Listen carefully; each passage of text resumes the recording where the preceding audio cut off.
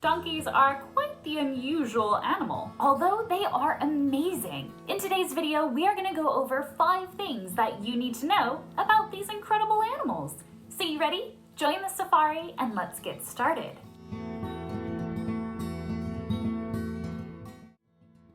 Firstly, donkeys and horses are not the same.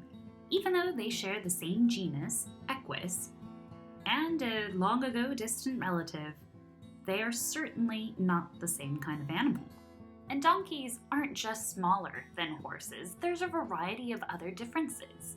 In fact, a recent study in 2020 found just how different their skulls were, of all things. Donkeys have larger foreheads, but also smaller olfactory bulbs, which are used for the sense of smell. Donkeys have also literally carried humans throughout history. Donkeys were first domesticated around 6,000 years ago in North Africa and Egypt for both meat and milk.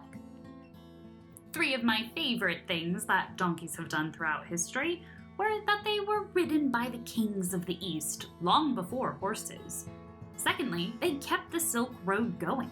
They were the main means of transporting goods from one side of the world to the other. And they even helped build the Parthenon in Rome by carrying the stone columns all the way from Egypt. Pretty impressive. Speaking of history, did you know that donkeys played a role in World War I? As over 200,000 horses were required on the front lines of war, the burden of carrying the laboring and agricultural industries here in Great Britain were left to the donkey. Mules too played a role, and they were used on the front lines.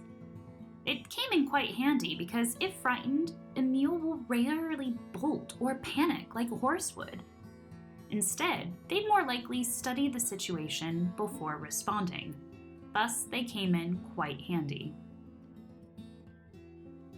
Did you know that donkey milk is similar to human milk?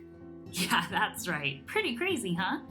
They're similar in both protein and lactose content.